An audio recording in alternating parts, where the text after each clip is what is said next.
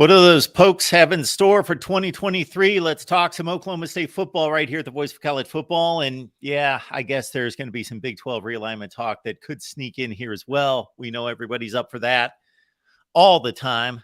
Got Cody Stovall on the line from Lockdown Oklahoma State to break down the Cowboys in the Big 12 for us. Cody, what's going on today? Man, I'm just over here living the dream. Every day I wake up is a new day to be happy. So I'm soaking it in, brother. Love it. Love it.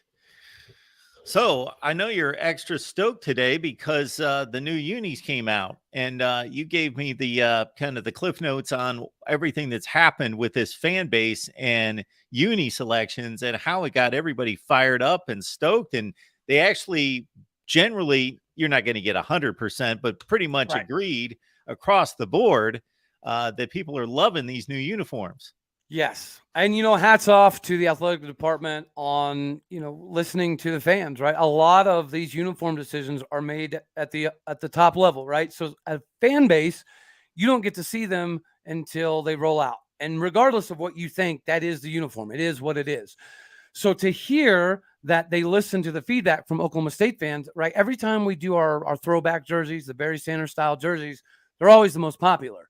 So to now have those as a mainstay and multiple different color combinations is not only phenomenal, but it's an ode to the past, which is great because Oklahoma State is not viewed as a very prominent football school. And historically, we're not. But at times in history, we have been very, very good. So the fact that we're able to implement those days into today's uniforms, right? We have one that goes back to the 1945 Bob Fenimore style. The one you're looking at right there is like the 87 Thurman Thomas style. We've done an 88 Barry Sanders style, a 1997 R.W. McCorder style. It's amazing. And we've got still 120 some odd helmets that we could use. So ironically enough, being a 36-year-old man, I didn't think that I could be as excited as this about a shirt, but I am, and the fan base is extremely excited. And from what I've seen, the Big 12 fan base is actually pretty impressed with these. So we're not getting very much blowback on these whatsoever nationally, which is a good sign. Did the athletic program just happen to get this right, or did they really listen to the fans? Well, I think it's more of an algorithm-based thing, right? If you go back through the social media and you see all of the times that the throwback jerseys have been liked or loved or requested, or even when you do polls, there's been polls on social media. Which one of these uniforms is your favorite of all time? And it tends to always, roll back to this style. So did they listen directly? Well, maybe not, but clearly it's evidentary by what they put out that they were listening at least to some degree, because 99.9% of fans are extremely excited. And coming into this spring, there's a lot of downtrodden material when it came to Oklahoma State. And a lot of it was very, very accurate and relevant. So you haven't heard a lot of good things about Oklahoma State, especially with the fact that we didn't have a spring game. So thank you very much for this opportunity to get on here, because I do think we're going to shock the world. I know for a fact we're probably going to shock the Vegas odds, and that's good enough for me. I like money. Mike Gundy has not won. You like money. Mike Gundy has not won less than 7 games one time since 2005. So even when we're down, like last year was a horrendous season. Yep. We still won 7 games. Sure. So you're seeing these prognostications out there that have us at 6.5 wins. Yep. Sign me up, buddy. Sign me up. All right, Cody, let's go there, because I've got so much to ask you about this program from a big scale and then all the way down into the roster. So I'm going to start here. That for me, Mike Gundy's done a tremendous job. And like you said, the football history at OK State has not been stellar. If you go down through history, there just hasn't been much there. There's been a few peaks, but until Les Miles stepped on campus and then Gundy really ramped it up, this is the golden age of Oklahoma State football in the last 12 to 15 years. No question about that. So the other place I'm going to go with that is, and this is just conjecture. This is not me knowing how hard Mike Gundy's working, what kind of resources are being put into it, anything like that.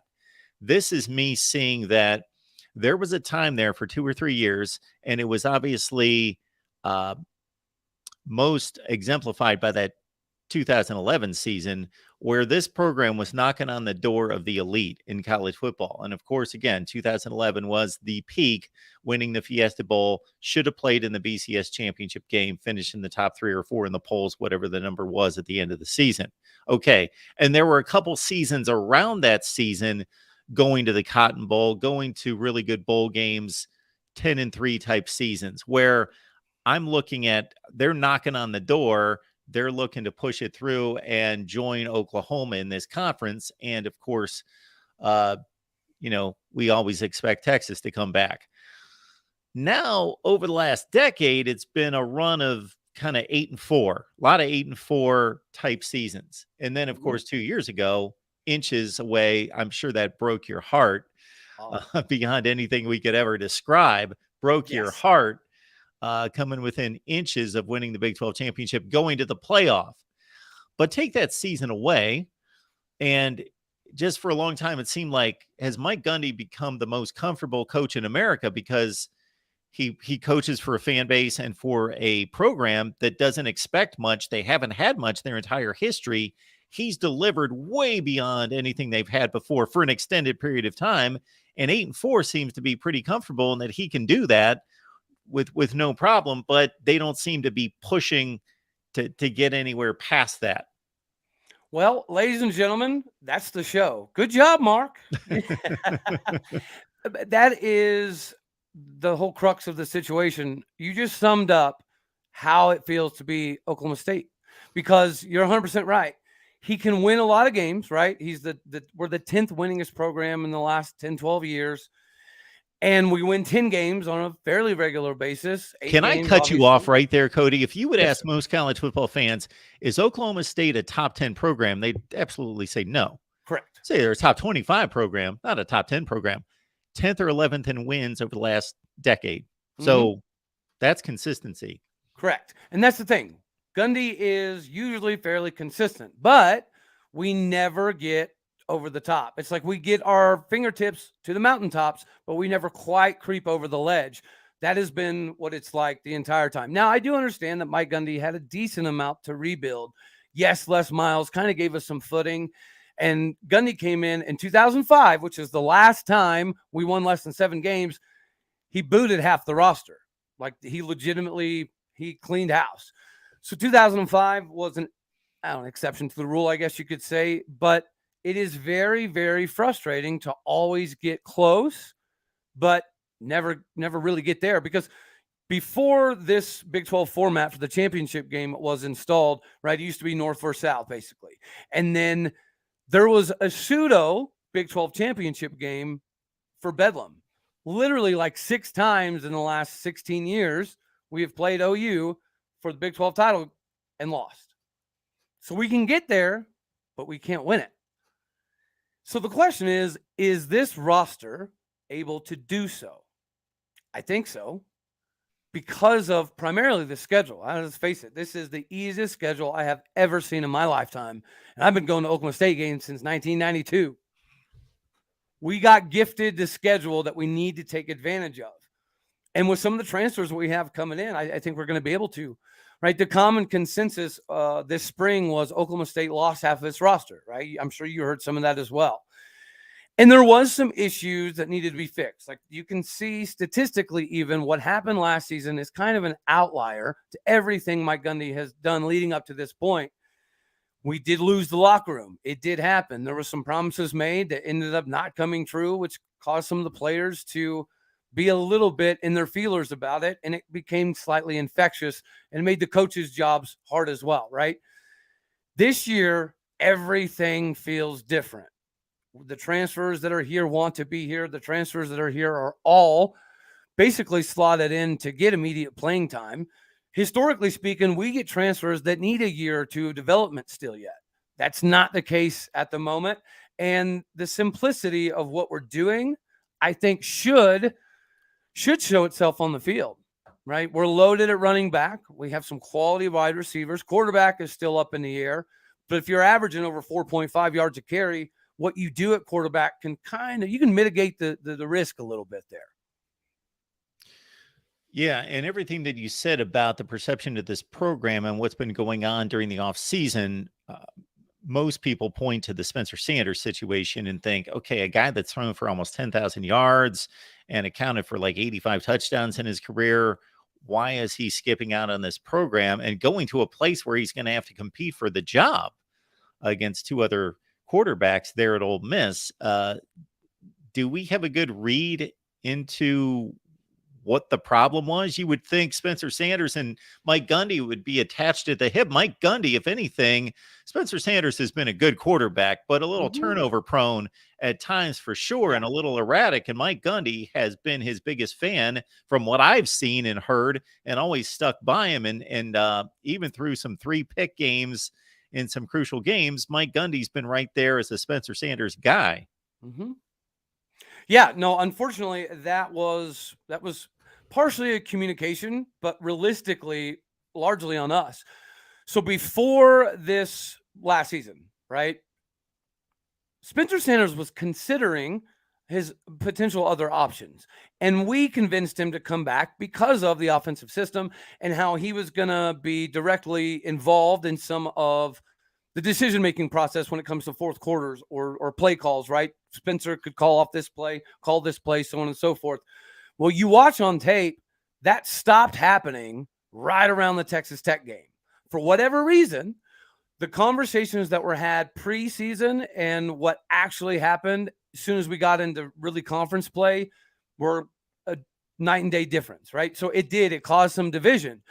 And you saw some of that with Spencer Sanders throughout the course of the season. He's been here for 5 years, and never one time ever did you see Spencer Sanders raise his voice to anybody, to yell at anybody. So when you see Spencer losing his ever-loving mind on the sidelines last season, that's a perfect indication that there's something deeper here than it's not just on Spencer. It's not just on Casey Dunn. Right? There's a middle ground here that a lot of people didn't exactly take into consideration. So with that being said, I know for 100% certainty there are a few players that wanted to come back. They just wanted some assurances that this next year will be better because of X, Y, and Z. And when that didn't happen, some of them, they chose to look around. And not last year, the previous season, we allowed players that were transferring to still play in the bowl game. Well, we didn't do that this year. So I guess there was, some miscommunication. So Spencer tested the waters, thought he had something worked out with a couple places, maybe Auburn. And it didn't quite work out. And then he came back and Gundy said, no, you can't come back. And that's what it is. That's it. That's precisely 100% what happened. So in my opinion, we screwed Spencer Sanders. We wasted Spencer Sanders. And now we get to go watch what Spencer Sanders can do in a traditional high-flying offense that he was designed to do. I have nothing but love for Spencer, right? Because I know that he didn't leave because he absolutely wanted to. He left because of the situation surrounding it. Alan Bowman comes back to the Big 12, where he was at Texas Tech. He was a starter for about a season and a half, threw about 33 touchdowns off the top of my head. Remember that number from talking a lot of Alan Bowman when he transferred to Michigan. And I thought he might be a viable backup there, and he kind of got lost.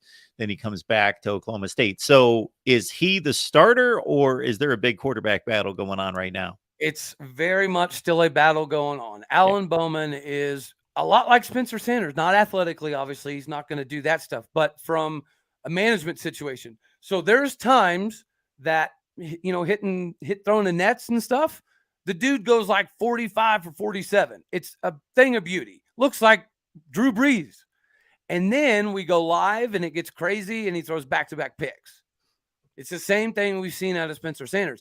And if we're going with the simplicity approach offensively, and now we go back to having a traditional fullback, back to having a traditional tight end, we're going to want to run the ball. And we run the ball successfully, you need your quarterback to manage the game. I know that the game manager acronym is used very often, and it's typically misused. But I don't think that's the case this time. We need a Trent Dilfer type. We don't necessarily need a Tom Brady type. And that's why there's still a competition.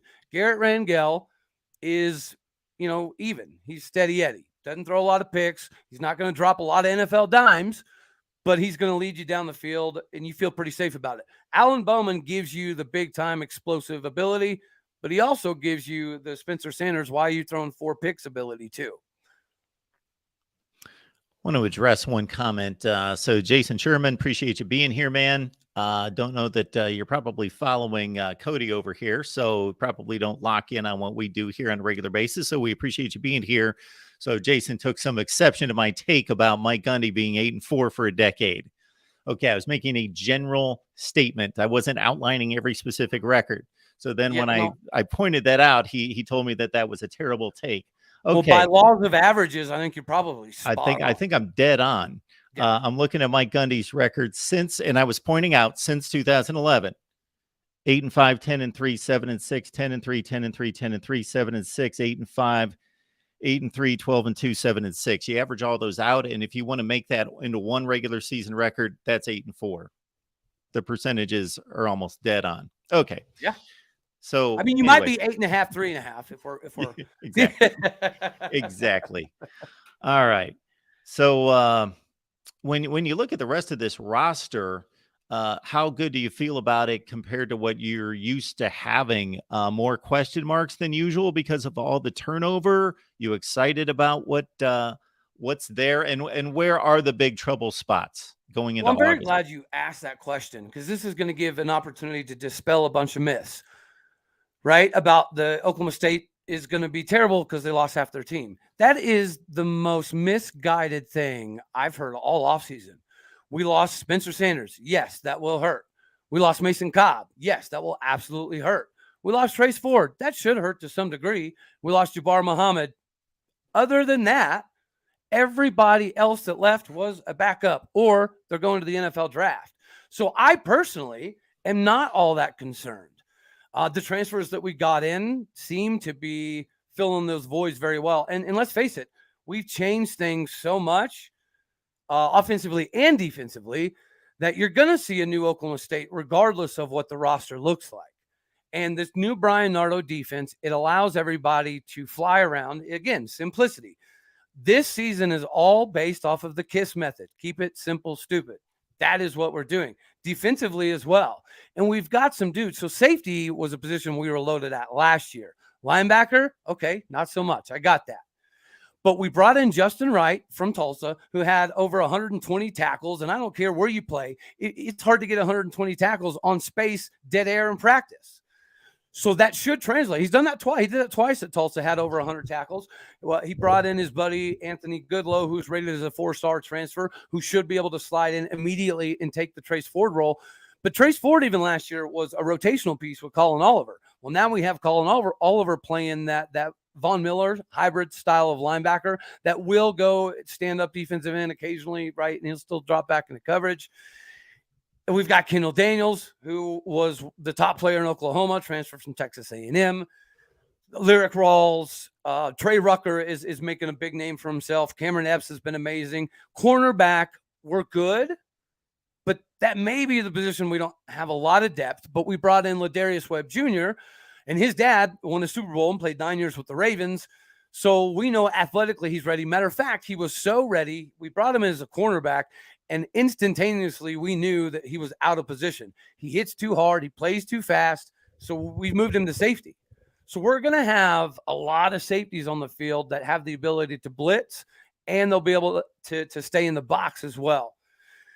So the positions that I think we're strongest at are definitely safety and running back, without question. Our O-line finally goes 3 deep. We haven't gone 3 deep on our offensive line in 5-6 years.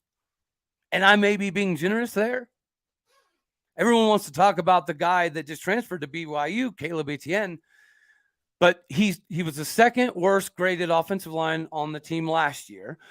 We had to shed 65 pounds off the young man to be able to get him on the field, and he lost his spot. Like, that's just, it is what it is. He came into the spring, no question, the right tackle. Throughout the spring, he lost his spot, and he was told come fall he was going to have to split reps, and he didn't think he needed to do that, so he left. again, I think that's an indication on the depth that we have, as opposed to this mass exodus that you kind of hear about sometimes. In that over-under win total that you cited at the top of the show, 6.5? Mm-hmm. Yeah. Yeah. I mean, there's not very many, and this is why I'm excited about it selfishly. I can't remember the last time we were projected to finish 11th place in the conference. I mean, honest, you know what I mean? So this might be the best gift Oklahoma State fans ever get from Vegas insiders, because Gundy typically does decent against the spread. He does very, very good against the spread in bowl games. And now he has the opportunity here. And without, okay, if we just even pretended that we did lose half the roster, and if we just pretended that the transfers we brought in are not good enough to be on the same level, this schedule, oh, thank you, sir. This schedule should have us winning 7 games with Gunnar Gundy running backwards, playing right-handed. Yeah, so Arizona State went 3-9 last year. They've got a new head coach. He may turn out to be a good one in Kenny Dillingham, but it's still a first-year situation there with either, hey, if they go with Jaden Rashada, the true freshman, or they brought in, man, Alabama I'm blanking. transfer? I'm sorry, what? The Alabama transfer? Yeah, Paul Tyson. I thought they had somebody else that they brought in as well. I'll give that a look. Trenton Bourget was their starting quarterback last year, and I just talked to Michelle Gardner, Arizona Republic. She actually expects him to keep the job. So anyway, they've got a quarterback battle to figure out, and but they're not a very good football team that needs restocking. I would expect them to win more than 3 games this year, but this not to be one of them in terms of the Oklahoma State game, although it's in the desert. South Alabama is a pretty good G5 team. And Yes, they are. There was a close one. What was that? 2-3 years ago against Western Michigan. I get those Michigan schools confused. Central Michigan. Yeah. That was a tight one. A few. Well, there was one where the final score was a bit misleading. They scored a bunch of points at the end. It was like 58-45 or 44. Yeah, that was last year. Okay, that was last year, but it was like 51-15 or something at one point in that game. So that was misleading. It got a little wild, yes. There was another one that was a close one. Boise? Yeah, well, there was the 2 Boise games, yeah. But getting in back to 2023, yeah. So in terms of the newbies to the conference, who did you guys draw here? We're the only school that got all 4 of them. Oh, okay. Well, you know, this conference is so difficult to predict that I have to group these games together more so than just say, are they going to beat Kansas State? Are they going to beat Kansas? Are they going to beat Cincinnati? You know, I almost have to group them together but who do you miss? That's the big question. We missed Texas and Texas Tech. Well, that's not a bad draw right there. And you know what, man? I like to throw shade at every chance that I can with Texas, right? Because we've been beating them down for the better part of a decade. Even when you're down by 2 scores in the 4th quarter. Yeah, it's so I like to joke like it's almost a guaranteed win on our schedule. So we love playing Texas. Yeah. But I'll be honest, I think this is probably the best chance they have at getting back to Arlington in the last decade. Oh, I do too. I think on paper, but this is Texas is always a paper. Who has not said this in the last decade? But I do think that this is the first time, though, I think that they're clearly the best team. I wouldn't say clearly. Kansas State brought back a decent amount and had a very good transfer class. I think TCU might take a little bit of a step back, right? Might have a little bit of a hangover. Cincinnati, I don't think their depth is going to be where it needs to be for a couple of seasons. UCF at UCF in the bounce house, that's going to be kind of fun, a little bit scary. Going to Houston, I'll be at the Houston game for sure. It's going to be fun. But again, I think the depth is where you should see the benefits show out in the 4th quarter. BYU to close the year in Boone Pickens, that is awesome. Even though Provo is like my #1 destination spot, so I'll be able to go to Provo next year.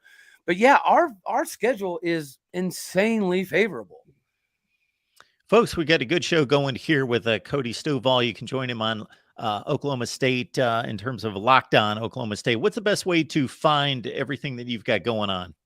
You can find me on Twitter at Alldeo State, and then I have a daily show, Locked On Oklahoma State. That's pretty much it. And then I also I do travel the country on behalf of Epic Sports Flex Zone 1-on-1.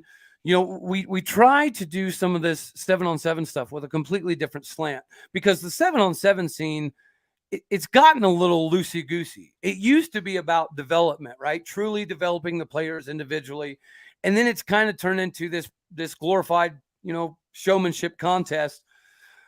So, we like to focus one-on-one. We do a lot of one-on-one drills. We go to multiple states.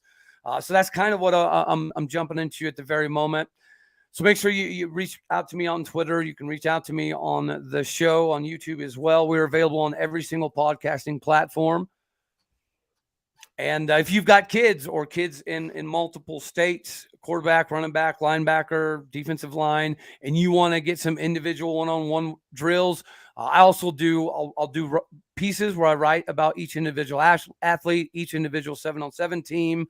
And it's a lot of fun, man. I get to dive into film on a daily basis, and I never get burnt out. Cody, appreciate you being here. It seems like every time I run into a Big 12 guy, he's from Oklahoma and Texas, and so they don't even count at this point. So Facts. in terms of what's going on with this conference, and I think this is a whole lot of fun, and I may have alluded to this the other night when we had you on talking about possible realignment scenarios, but I look at this conference, and unfortunately, we've gotten to a place in college football where everybody's concerned about the playoff, and that's it.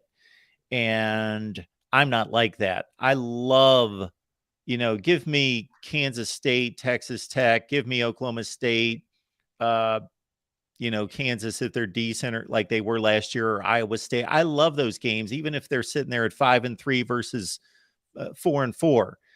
It's good football. It's fun. It's competitive. And this going forward, I don't think I'm kidding anyone, and I don't think anybody's going to scoff at this statement that this is going to be the most competitive conference in college football going forward, unless things drastically change. 100%. And it's not even that close. Like, I know sometimes it can be misconstrued as like throwing shade, but I think it's just calling a spade a spade. When you look at the Big Ten is Ohio State, Michigan. When you look at the SEC is what? Bama, Georgia, LSU.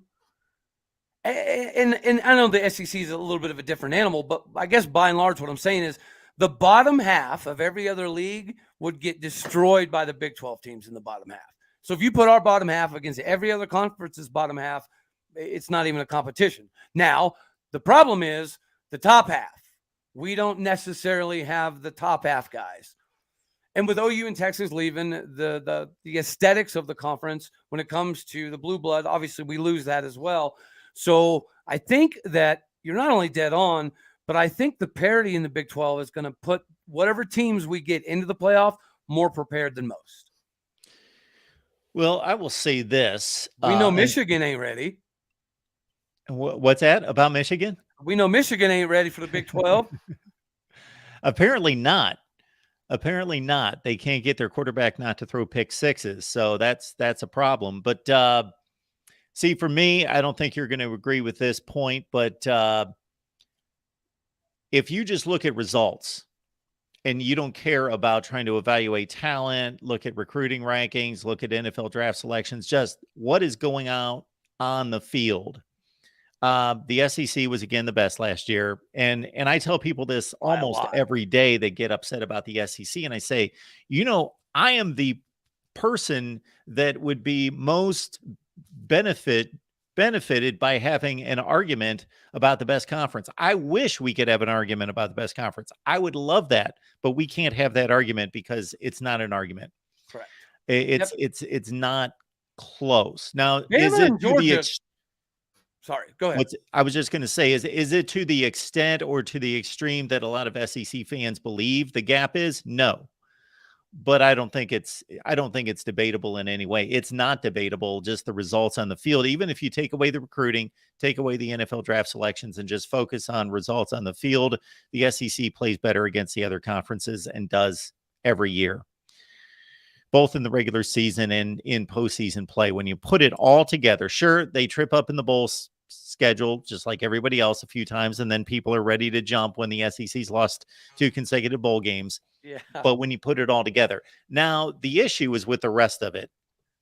So if you take the NFL, if you take the recruiting, if you take the eyeballs on TV sets and all that, and the money and everything, obviously almost everybody's going to say the Big Ten is the second best conference, me included. But if you just look at the results and the results from last season, you can't say that. You can't say that the Big Ten is definitely the second best. It's like a muddied, just the only thing I can say is that the ACC was the worst conference last year, did not play well against the other conferences, got obliterated like they typically do and have for about the last 5 years. Well, the Pac-12 has been awful, but they had a bit of a resurgence. Pac-12 people overplay that, but a bit of a resurgence and played well and showed up against decent competition outside the conference. But for me, Cody, before I let you cut loose on this one, it's the SEC's number 1, the Big Ten's number 2, the Big 12's number 3, the Pac-12's 4, and the ACC's 5 until I see different. That's my evaluation from last season. But I will say, based on just the results on the field, I can't say that the Big Ten was definitely the second best by any stretch. Well, and even some of the TV numbers indicate that as well, right? We talk about TV revenue, eyeballs, and all that stuff being relevant in this realignment conversation. And there were several times where the Big 12 outperformed some of the bigger games in the Big 10. I mean, heck, you want to talk about KU? KU had ESPN, right, when they were both undefeated playing Duke. That was the most watched game day pre-November in the last 16 years. You're talking about game day. You're not talking about an actual game, Cody. Yeah, I'm saying TV, eyeballs, people viewing stuff. Like, you would think that the Big Ten would just absolutely demolish the Big 12 in the amount of viewers per game. But other than your big ticket games, there were several times that even Oklahoma State surpassed some of the Big Ten teams in viewership for each individual week. That happened several times. I don't think we want to pull up the TV ratings, do we? I mean, it could help. I mean, obviously, there's a difference. Go there, but the gap it's definitely showing the differentiation between the conferences, and I think you're 100% spot on there with your analysis. Let's face it, Georgia and Alabama could play in the NFL. Would they win? Probably not, but they could somewhat compete with the bodies that they have. So yeah, there is no question. The SEC is what it is. And you also got to give kudos to the SEC for marketing, right? The SEC developed themselves as the top brand before they were even really the top brand.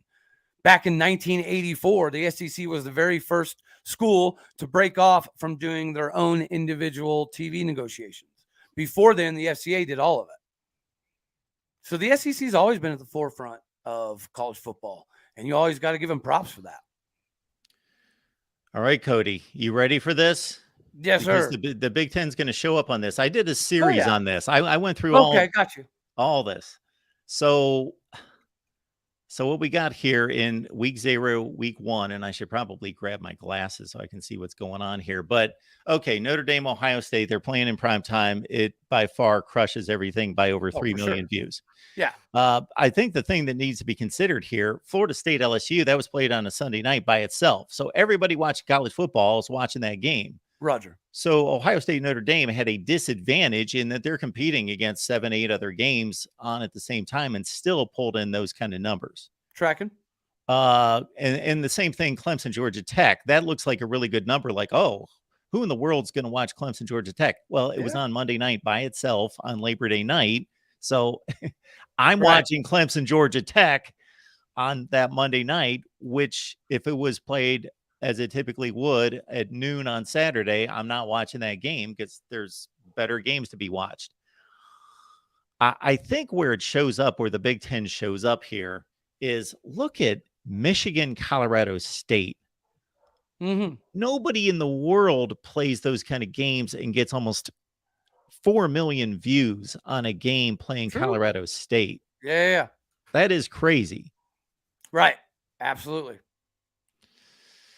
The Big 12 shows up here with West Virginia against Pitt. That was up straight up against Penn State and Purdue, and they did fairly even numbers, fairly. Correct. Who else do we have here from the Big 12 showing up? TCU. Yeah, so TCU, Colorado, NC, that's OU. minus Deion Sanders. Nobody's watching Colorado. They're awful.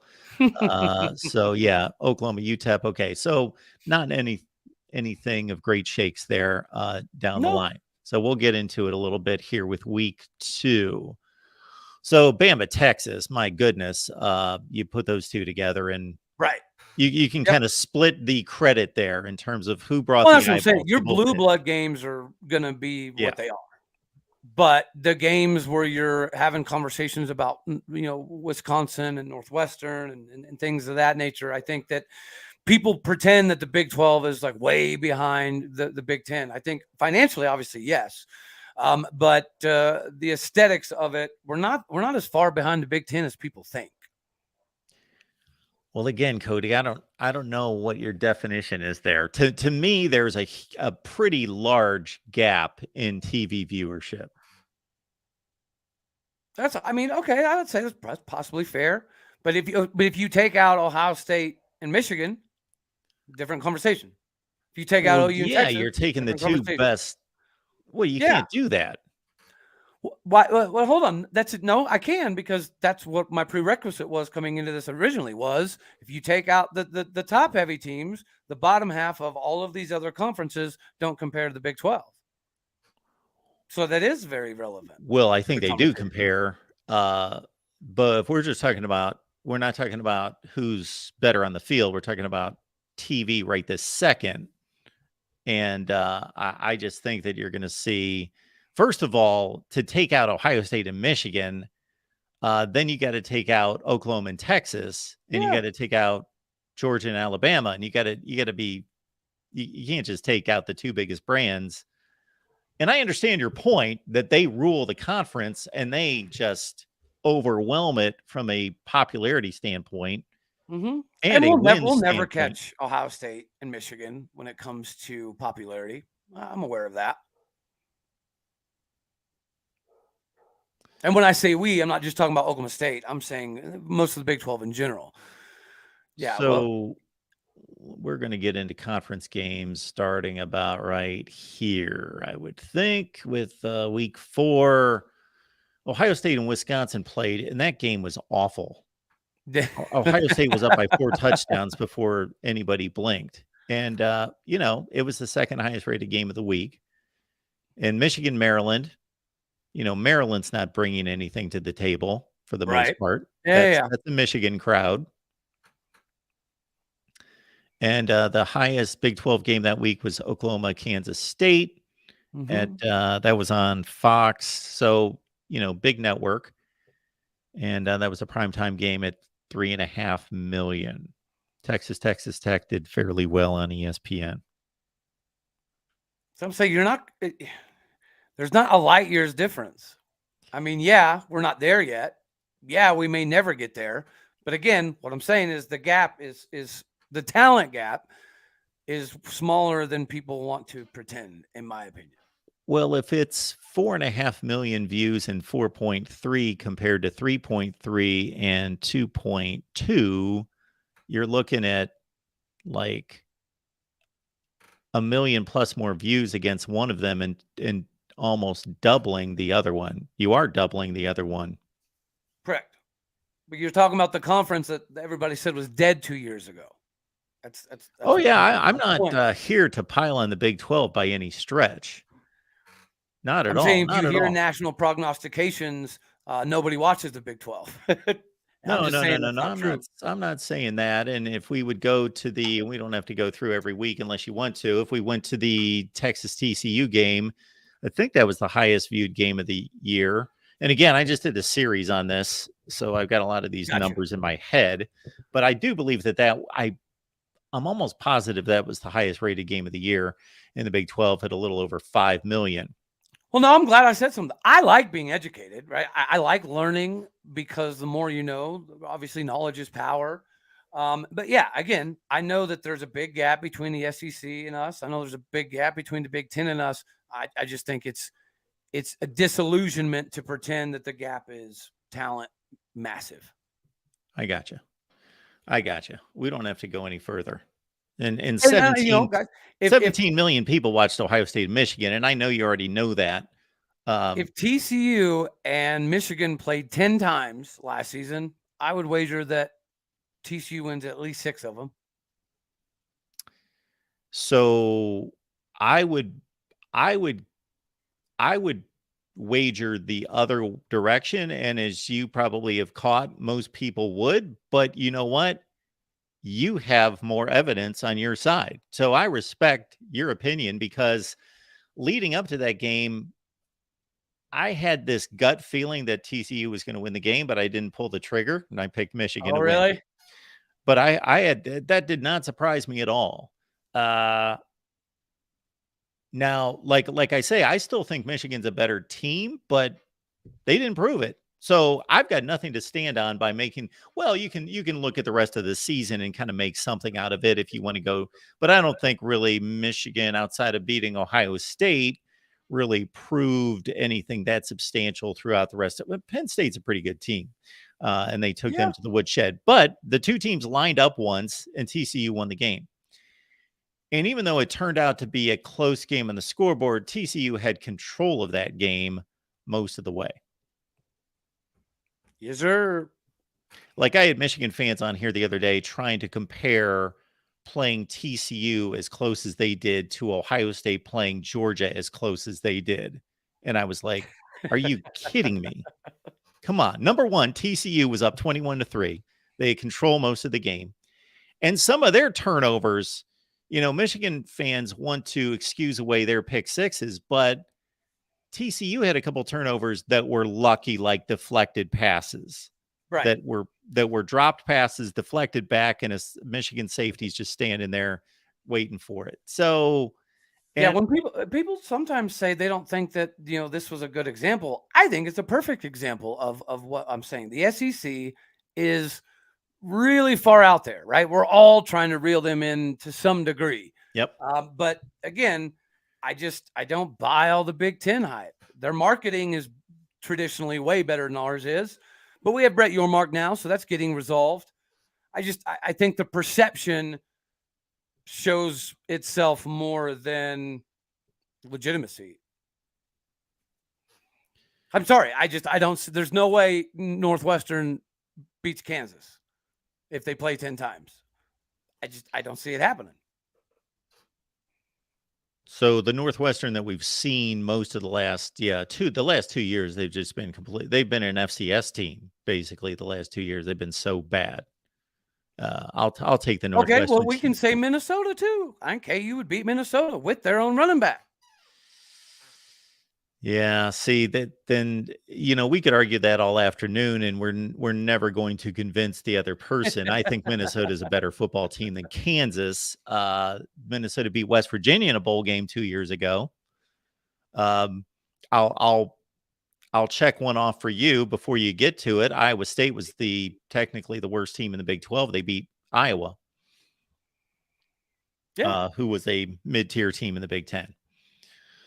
But who else played last season? Did anybody else in the Big 10? So we had 2 wins there for the Big 12.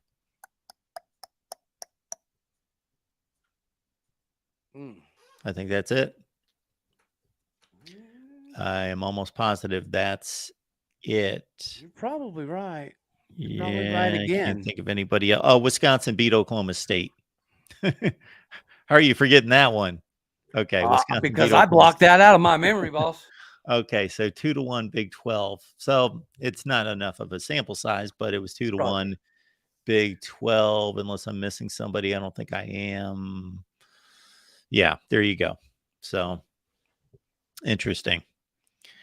Yeah, again, I try to be clear that there's a difference between, I think, at least for me, there's a difference between saying, okay, this is what I think Roger. versus this is what everything's telling me. And last season, what everything told me is that the Big 10 was kind of right there with the Big 12 and maybe even the Pac 12.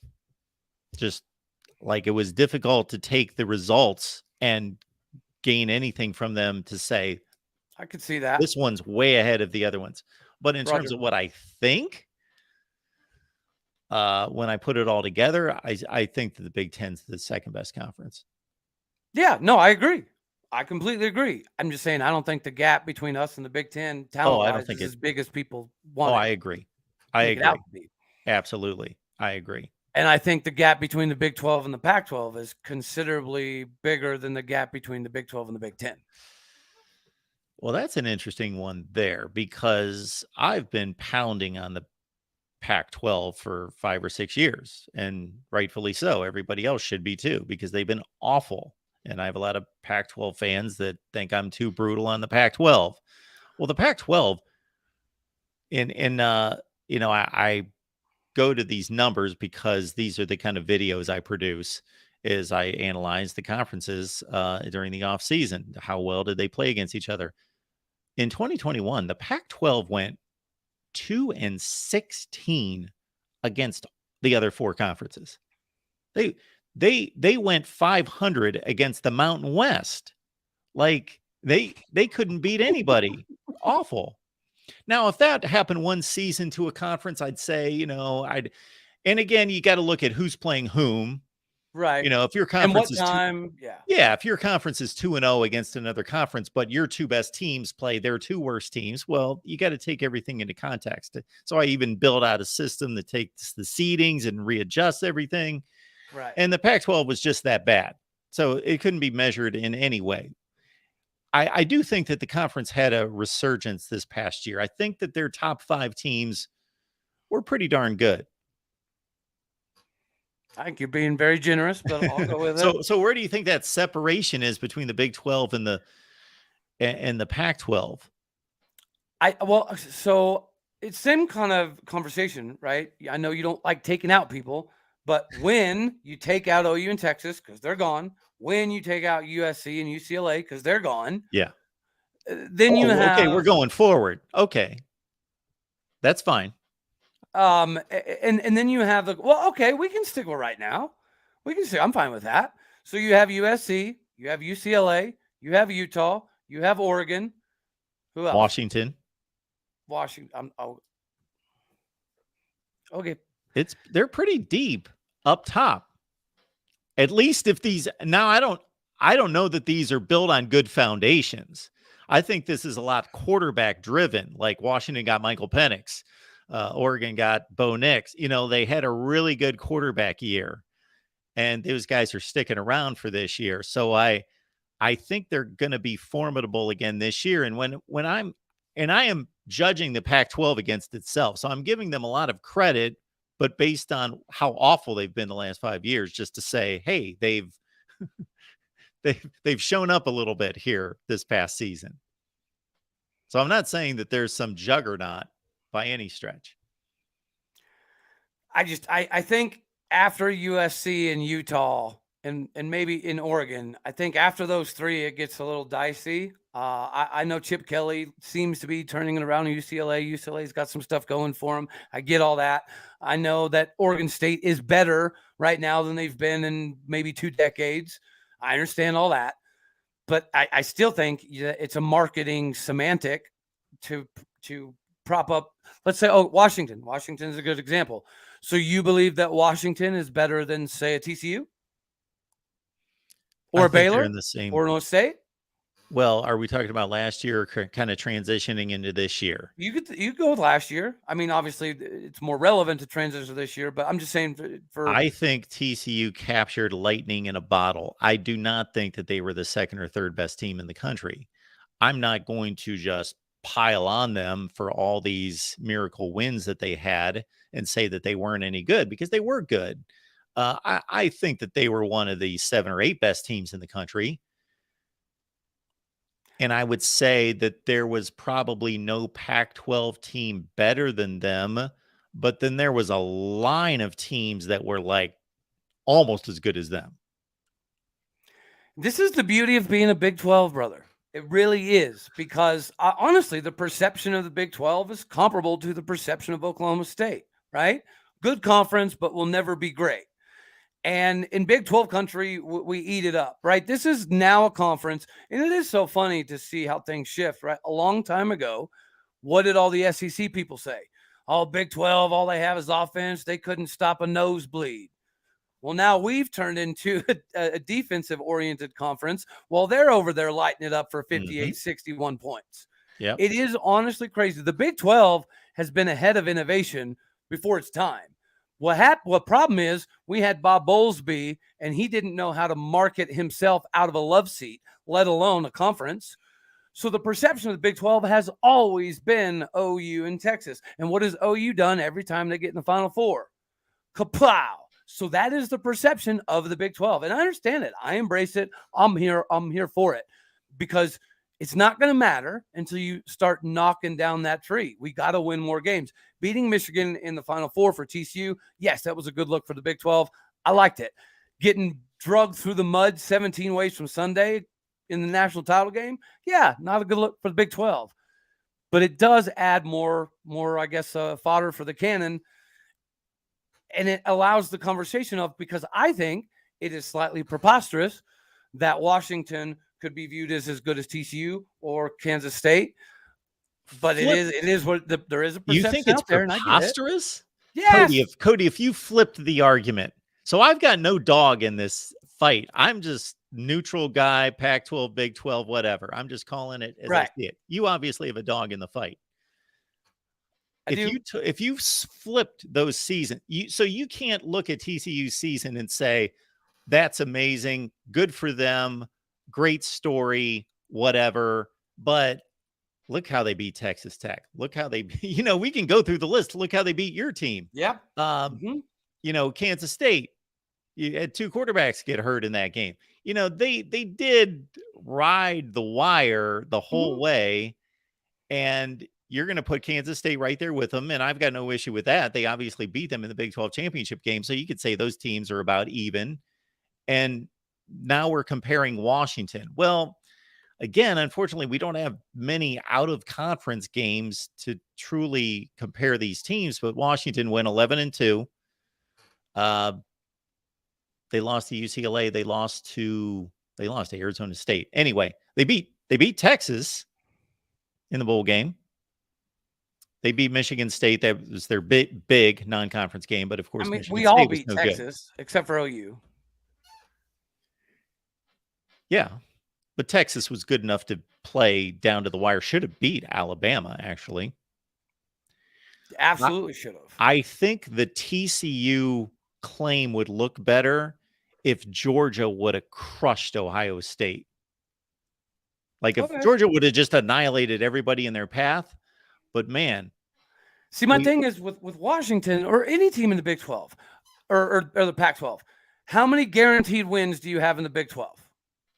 1, 2, maybe? Yeah, maybe. How many guaranteed wins do you have in the Pac-12?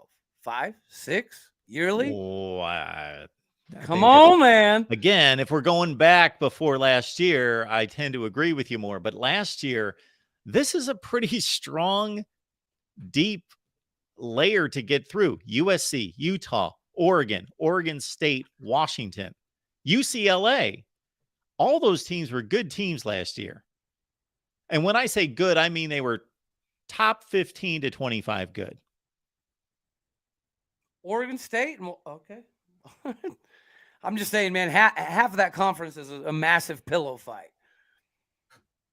So I don't understand how anybody can look at a record and find it justifiable to say that they would be better than a team in the Big 12 when the Big 12, you got to show up with your lunch pail ready to go to war every Saturday.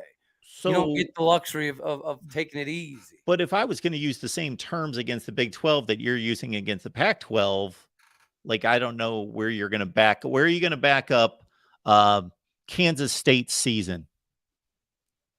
They You mean lost we're to going Tulane. When they went out of conference, they lost to Tulane and they to got smoked by Bama.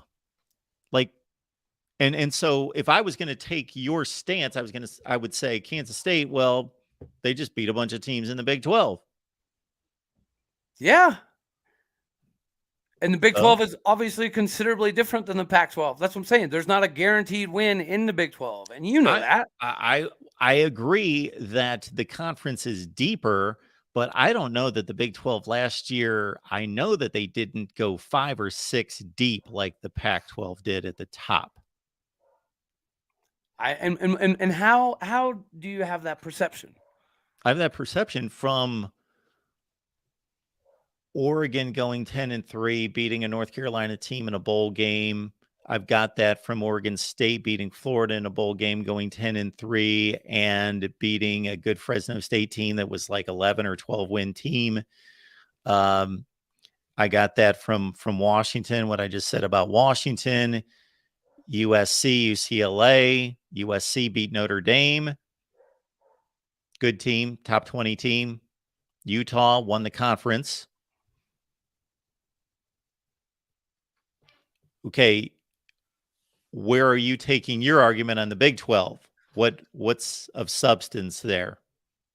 Well, I think the parity speaks to itself. At one point in time last season, right? How many teams were ranked in the top 25 of the Big 12? And then even from a statistical perspective, there wasn't a team in the Big 12 that ran away from everybody.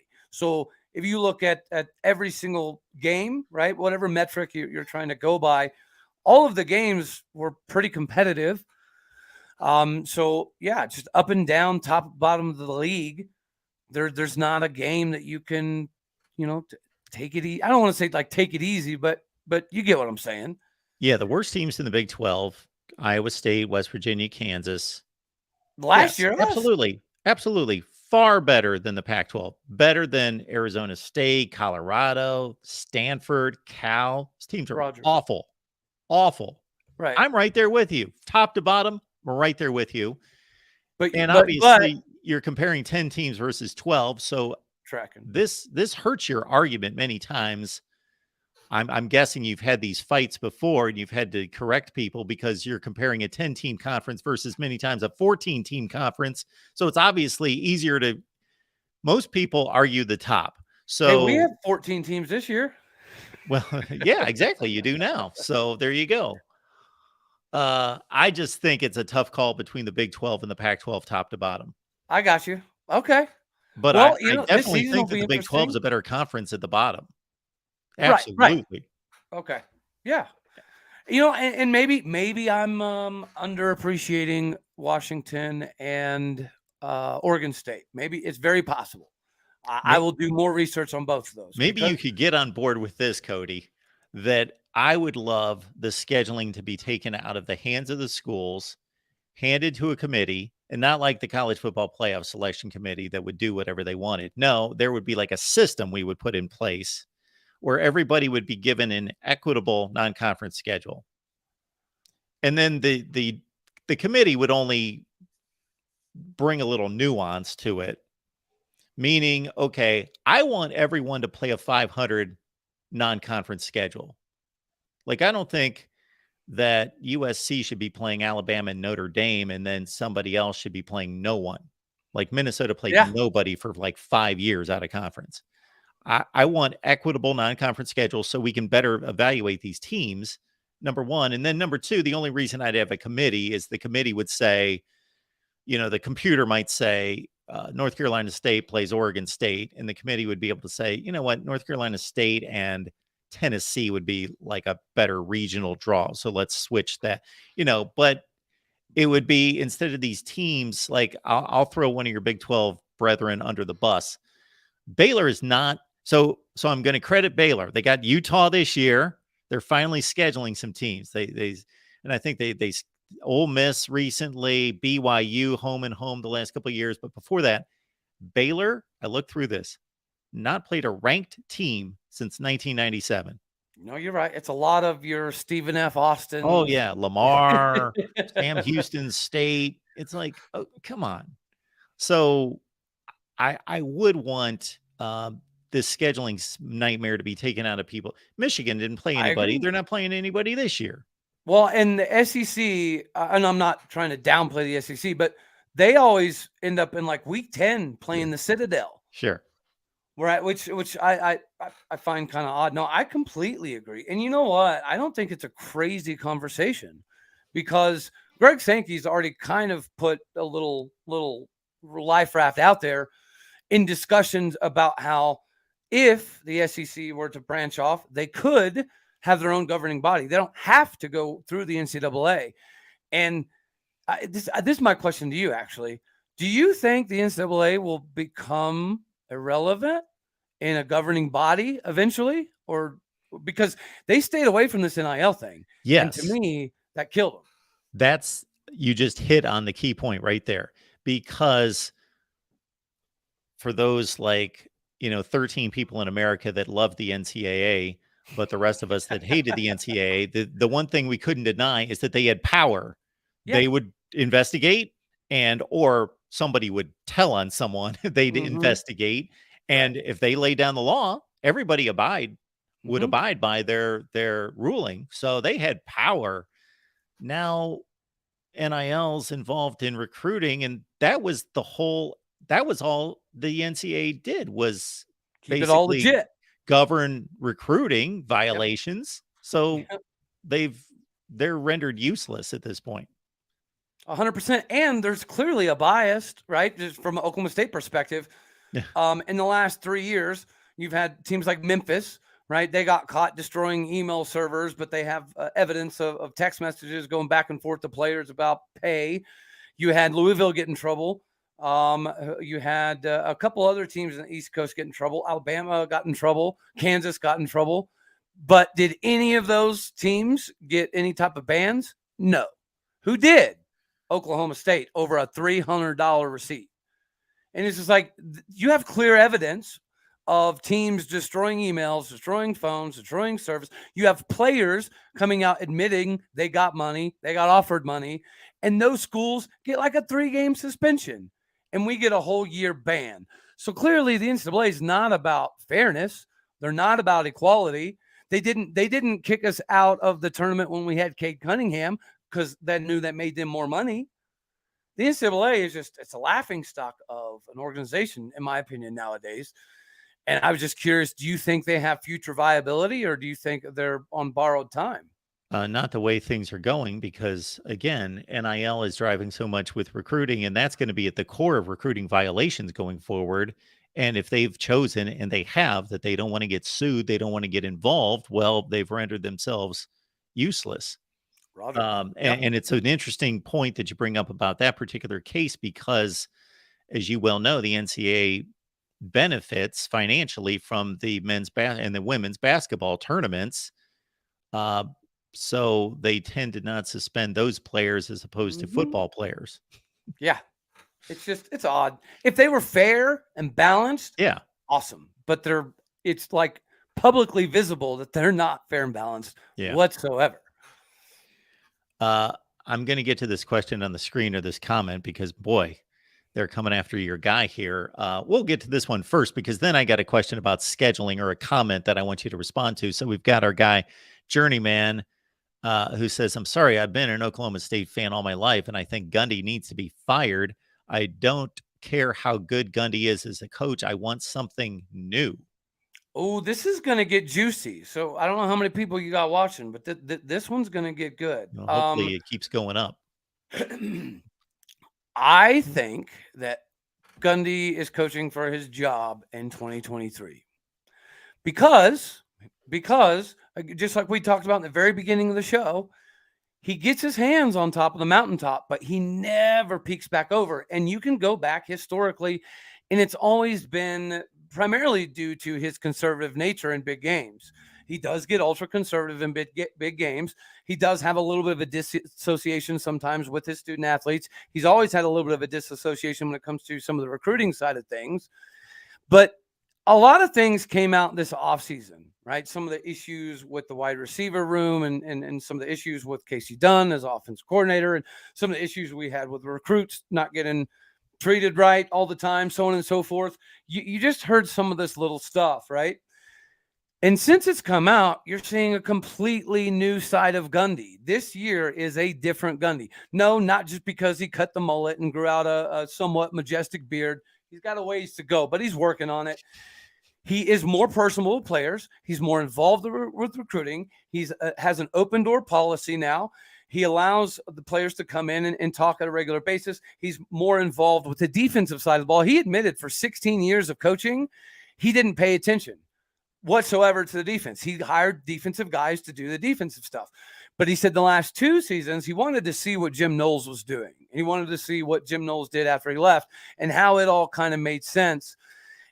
And you're seeing that right now on the field. The players are admitting that this is a completely different Gundy. It seems to be a different Gundy out on the recruiting trail. So hopefully this is a revitalized Gundy. This is the Gundy that found his fire again. The I'm a man, I'm 40 Gundy. Okay, yeah, maybe people want to throw shade because of that video, but and I had the fortunate ability to have Bobby Reed on my show. He was a fiery guy that stood up for his players 24/7. And then over time, it's kind of reversed, right? He doesn't mind throwing players under the bus occasionally. And that's not a good look unless it's honesty. And right now, you're hearing from inside the program that everything is light years different than the last 2 springs, not only from a talent and depth perspective, but just the staff. And what people don't take into consideration always is Coach Hammersmith's been there forever. Coach Duffy's been there forever. Coach Greg Richmond's been there for quite some time. Coach Dickey's been there for quite some time. Most of our coaches have been there anywhere from 8 to 14 years. The continuity on the staff alone is going to keep us competitive. The continuity on the staff alone should win us 7 games. Now it's down to, will the simplicity and talent take over to get us back to that 10, 11, 12 win scenarios? Cody, I don't know why this did not dawn on me until just a second ago when you mentioned the name Jim Knowles, but you are a great resource to go to right here. We've got an Ohio State channel. We've got a lot of Ohio State fans. All right. Nice. I believe it was posted by On3 this week, listing Jim Knowles as the 3rd best defensive coordinator in the country. What we saw at Ohio State this year was them improve. Even he made the comment, or he was probably asked the question, knowing Ohio State media, you had 3 stars at Oklahoma State. Now you're going to be dealing with 4 and 5 stars. You should be able to do something with this defense. And he agreed. What else is he going to say? Yeah. Regardless, they were markedly better against marginal and bad Big Ten offenses. They let down against Penn State and Michigan and Georgia. So when they faced the elite, it was the same old thing. Okay, when I saw Jim Knowles' record at Oklahoma State and tried to think, okay, this is what he did at OK State versus let's see what he does at Ohio State, I saw him take over, I don't remember the rankings exactly, but a decent defense, an okay defense, and they actually got worse before they got better. And then when they got better and better and better, and then he had that great 2021 defense. That was a top 5 defense in the country. So what's your evaluation of Jim Knowles? He's amazing. He's an odd, quirky guy, right? He's not your traditional run-of-the-mill type of coordinator. So his mannerisms and everything take a while to get used to. The way that he's able to correlate the film onto the field for the players, it's unique. I'll definitely say that. It's going to take a little bit of time, but I do know that Ohio State brought him there to win in the playoffs. Like, that is 100%. They didn't bring him there to win 12 games. They expected to win 10, 12 games without him. They brought him there to win the big one. So time will tell. But again, this is another year into the system. They have quite a few returning players on defense, if I recall correctly. And just like you just mentioned with Oklahoma State, it was an ascension, right? It was, okay, we're trying to figure it out. What he brought from Duke, cerebral wise, maybe didn't work, right? It wasn't as applicable as he thought. So he had to work some things for a couple years to get it where he wanted to. Then it got pretty good. And then when everybody figured it out, we were legitimately number one defense in America in a lot of categories. I think you'll see the same thing at Ohio State, except for it'll be graded on a bell curve. I don't think it'll take him 4 years. I think this coming year you will see a massive difference because, again, he's got some weird ways that he approaches things. He's the guy that locks himself in his office and sleeps there. And you don't know as a player, you have no clue what the game plan is. None until he comes out of that office. And it could be on a random Wednesday. But once he gets it down, he'll be able to explain to you not only schematically, but physiologically why it's going to be better. And as you well know, because of Tanner McAllister transferring as well, Ohio State fans were expecting, okay, we know that there's a learning curve, but you got a guy that's played 40 games at safety that's a cerebral player. He's going to be able to help teach this. That's going to help tremendously. And again, they were much better. The Michigan game. And what's that? Until they weren't. Yeah. And I'm guessing because of the Jim Knowles connection that you probably had a little bit more interest in Ohio State football this past season. Yes. And we're kind of looking out the corner of your eye just to see, this will be interesting. What's he going to do with these guys? And like the Michigan game was a perfect example. They went to halftime with a 3-point lead, 20-17, and they shut down Michigan every play of the half, except for 2 plays. They got burned on 2 plays, but every other play, 0. Like nothing. Second half was a little bit more leakage, but still would have won the game, but just huge, massive plays against them. The only thing that I think would be viable for me to question at Ohio State, and I'm not trying to take a jab, it'll be perceived that way, but you're dealing with a different animal. Just like Jim Knowles alluded to, you're dealing with 4 or 5-star guys that have always been the guy. Right? Their whole high school, junior high career, they were that dude. And they get to Ohio State, and now you're asking somebody to dig deeper than they've ever dug before to accomplish more than they've ever dug before. Guys that come to Oklahoma State, they're built for that. They're 2-star guys that nobody wanted, right? So if you tell them, you're going to have to work harder than everybody else, you're going to have to lift more than everybody else, you're going to have to do film more than everybody else, that's typically the type of guy we get, which allows Jim Knowles to look more like a savant at times, in my opinion. I do not know that the physical buy-in at Ohio State will be the same from his players that they were at Oklahoma State. That's the only thing that I think could potentially be up in the air is, are the players at Ohio State going to buy into his brand? Because his brand is maybe not suited for a bunch of 5-star guys. Time will tell, but his system is phenomenal. And you know what? Selfishly, if it doesn't work out, okay, cool. Come back to O State, buddy. Although I will admit, I'm a very big fan of our new defense coordinator. I hate that Gundy goes to the back page of Auto Trader News to find his coordinators. I don't like it. But sometimes he uncovers gems. Mike Yursich was kind of a gem. I do think that this is another one of those scenarios. I think that Brian Nardo is very, very, very good. I came across some other statistics this week that I found interesting and wanted to throw those by you concerning recruiting spending. Did you see any of this? I did. Yes. Well, we'll pop this up on the screen. And so I'll give you my quick take, and then you're obviously going to be able to shed light on this from the standpoint of what we're looking at here. So this is courtesy CBS Sports. So Oklahoma and Texas spent the most. And again, if you can't see the columns there watching out there, the left column is how much was spent in 2022 fiscal year, and then the previous 5 years on the right. So Oklahoma and Texas out in front of everyone. Then you see a drop below $1 million, and you see pretty much everybody's in the same range. Then down here at the bottom, we see Oklahoma State. Now, before I cut you loose on this, Cody, my thought is, first of all, they're numbers, so they can be manipulated in all sorts of different ways, and they don't mean everything. But most fan bases are going to look at this and be like, well, the schools that spend a lot of money, they care. They want to win. They're trying. The ones that don't, they don't care. And that's or the other response is, wow, look at who's not spending much money and they're getting a lot of bang for their buck. And then look who Rutgers showed up second in the Big Ten. What in the world's going on there? They suck, you know.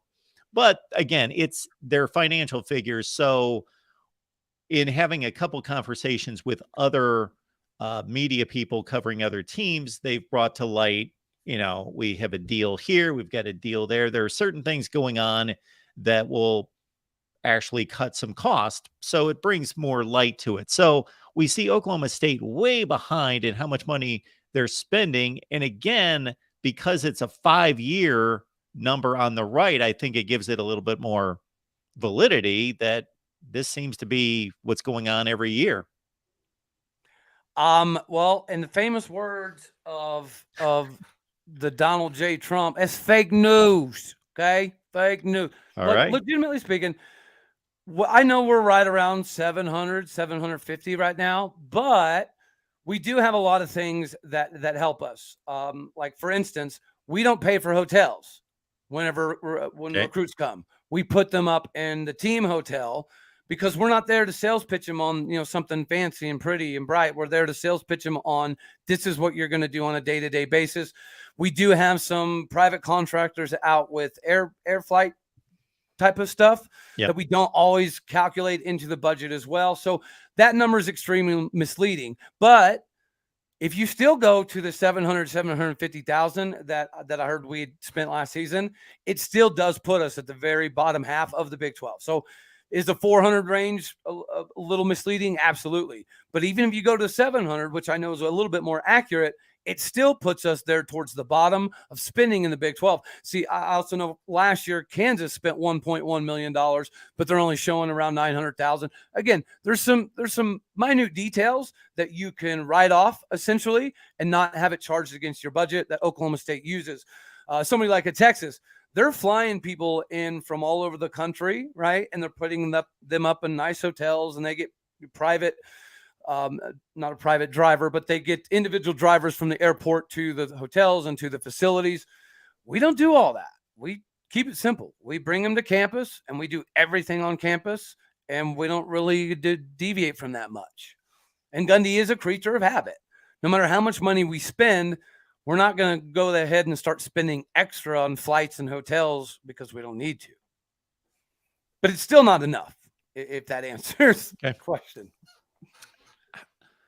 And to extend on that point, how have you been on Gundy and his staff's recruiting? Because, again, for a program that's churning out, excuse me, some of you on the chat, 8 and 4 seasons, if you take them all into account, average, but has been a top 25 type program.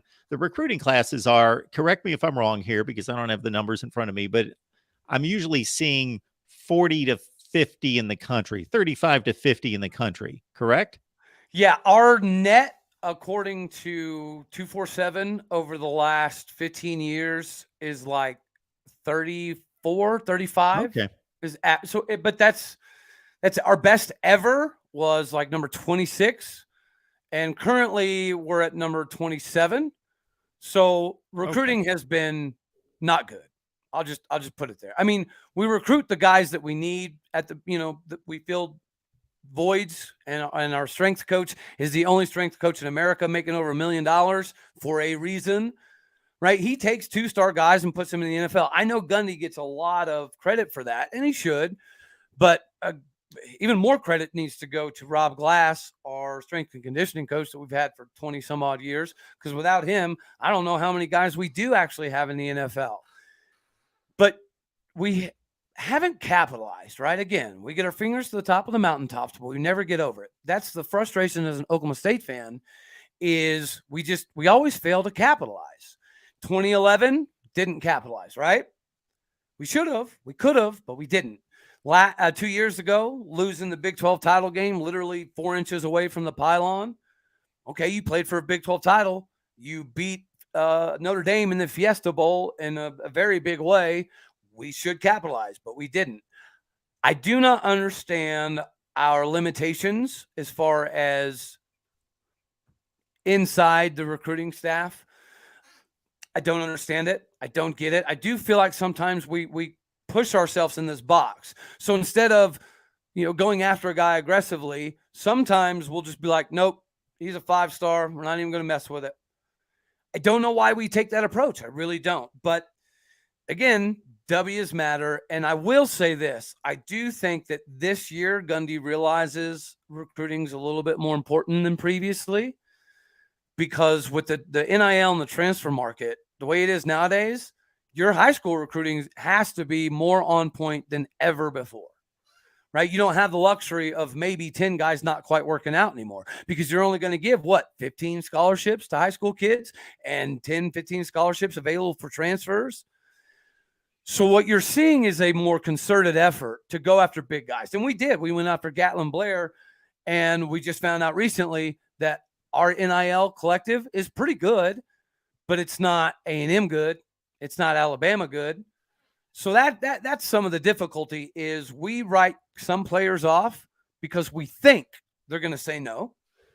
And then just redeveloping some of the relationships, right? We explored and exploited recruiting the state of Texas for so long.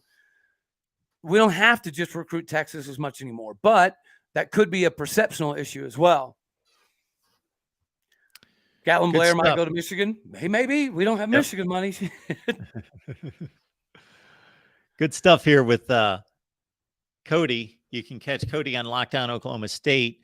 I haven't really looked into anything with realignment, any other rhetoric out there since we had our conversation last week. Is there anything that's hot off the presses in regards to what's being talked about out there? No, it's still same old, man. I will say a large portion of the Big 12 contingency is just waiting on the domino to drop. Yep. A lot of us feel, I'll speak for me. I feel like it's inevitable. It's a foregone conclusion that the Pac-12 at some point in time will not be the same without UCLA and USC.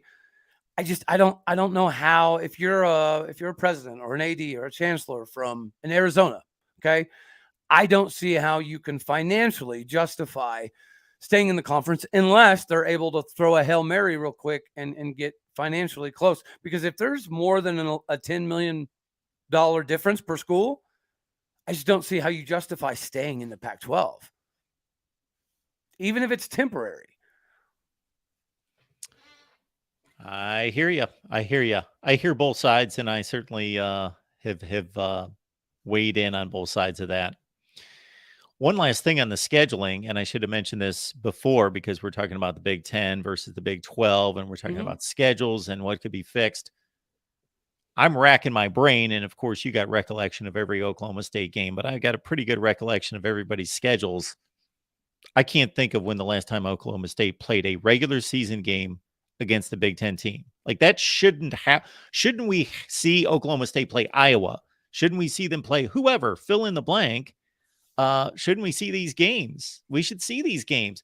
These schools tend to schedule, kind of go to the same pockets all the time for their games. We should see that. I'm going to date myself. The last time I think, and I'll check myself, last time I remember Oklahoma State playing a non-conference game against the Big 10 was they played Ohio State, and when Mike Gundy was the quarterback at Oklahoma State. That was like 1989. Non-conference wise?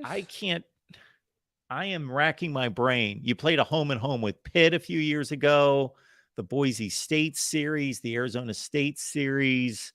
We've got Oregon and Michigan home and away coming up. Okay, Michigan's coming up. Okay. Not Alabama. We've Alabama and Oregon. Oh, Bama, Oklahoma State, huh? Yeah. All right. Yep. Had some good non-conference games with Florida State here in the last 10 or 15 years. Yeah. Yeah, but no, you're right. I can't recall a Big 10. We've played Purdue in bowl games a couple times. Yeah, you whipped them in a bowl game. And they also Wisconsin last year. And they also Drew Brees the hell out of us too. Oh, yeah. Oh, yeah. Mm-hmm. That was in the Alamo Bowl. Yes, 1997. Actually, you want a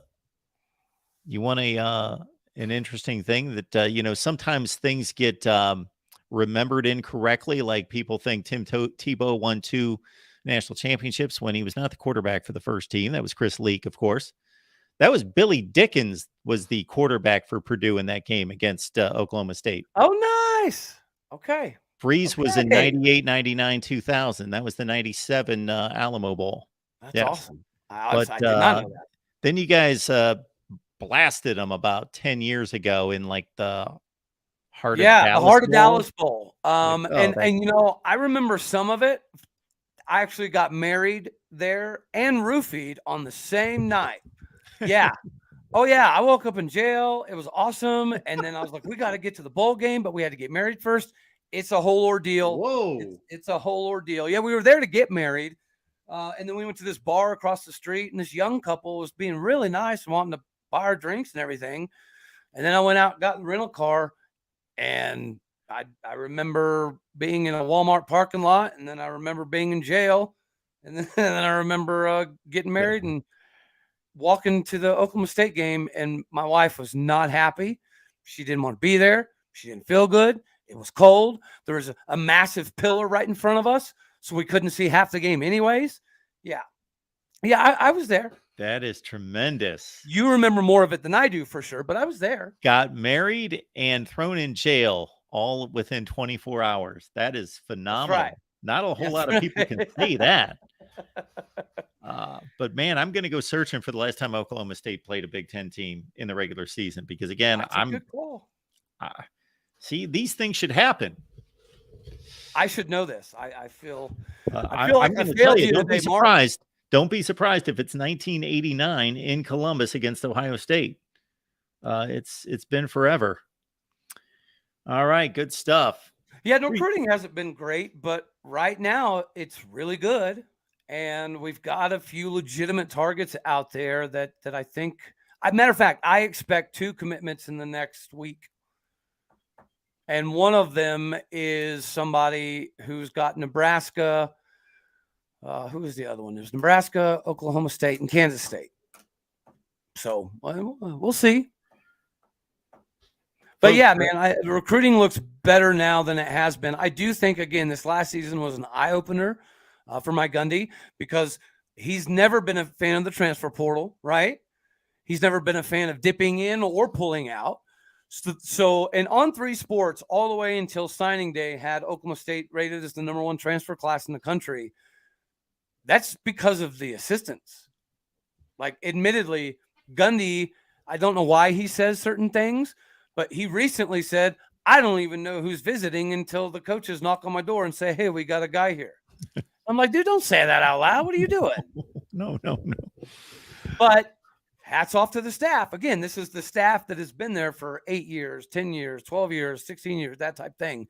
Luckily, they have been out on the recruiting trail and the marketing, and it worked out well. But again, I think this last year was an eye-opener for Gundy.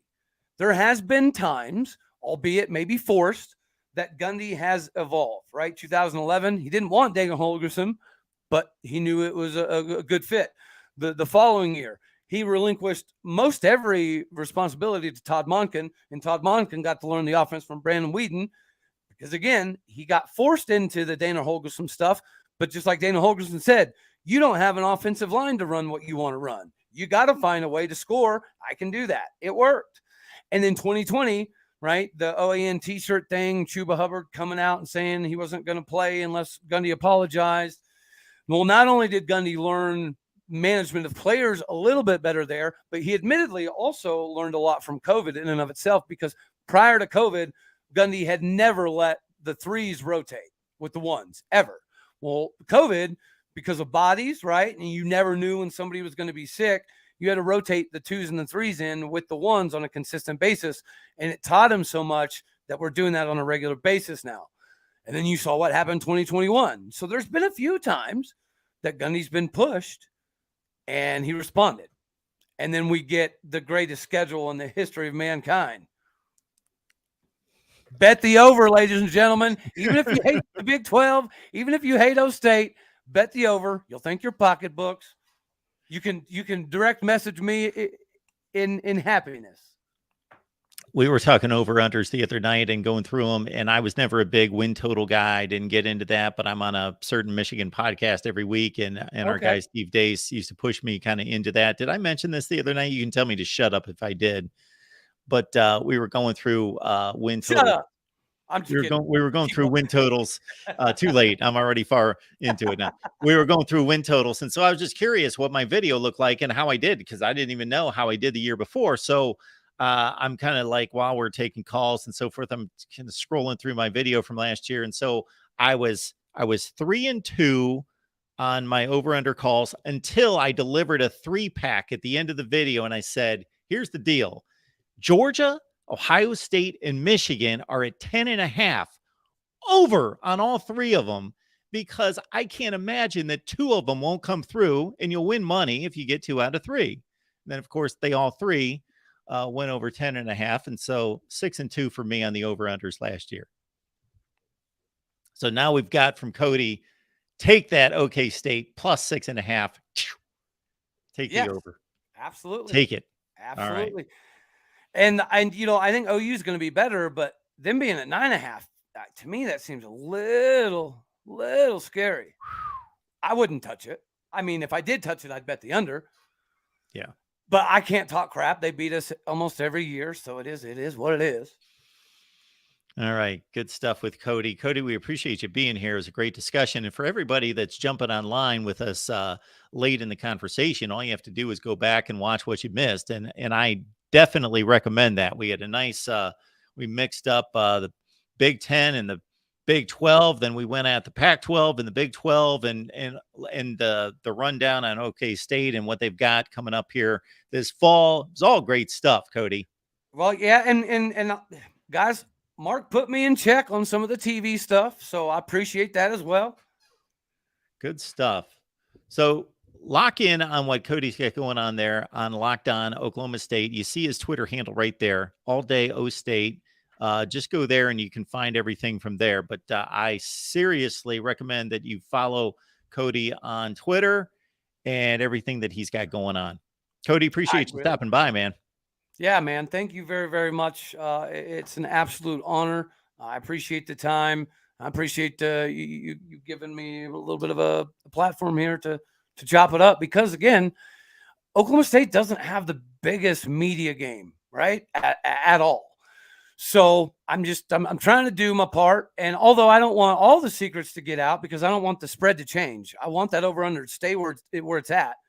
I do want people to realize that we're in a better spot than we were last year by a long way. And so, yeah, hammer the over, guys. Hammer the over. Well, Cody, for as much as I would like to tell you that being on this platform would affect the Vegas spread, I don't think we wield quite that much power.